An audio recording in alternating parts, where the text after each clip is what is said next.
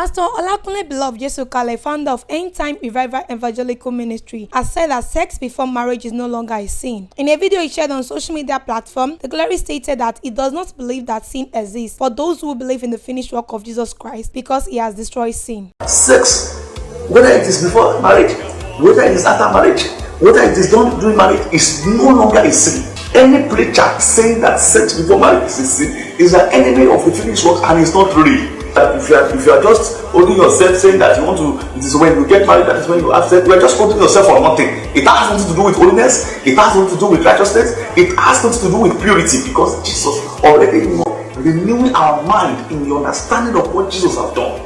If sin has been destroyed, then that means that this sex before marriage that people call sin is no longer a sin because of what Jesus has done on the cross. Sin has died.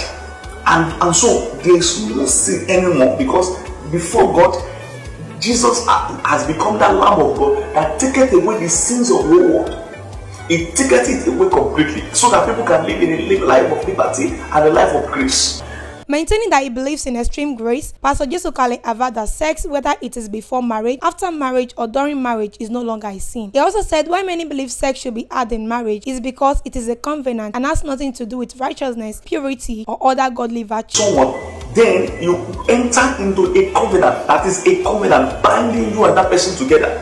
It's a covenant itself. And so, because of their religious mentality in those days, they feel that since this is a covenant, definitely you can only have it with somebody that you have been covenanted with. That is, when you are married to someone, that means you are a covenant with that person. And so they say that is the only person you have to have. The pastor also stated that any preacher saying that sex before marriage is a sin is an enemy of finished work and is not real. But that was in religion. That was not in the era of grace. They will say that in religion. But now there is grace and sin has been crushed, sin has been destroyed. There's liberty and freedom for people. People don't need to wait until they get married before they can have sex, if they understand the finished works of Christ.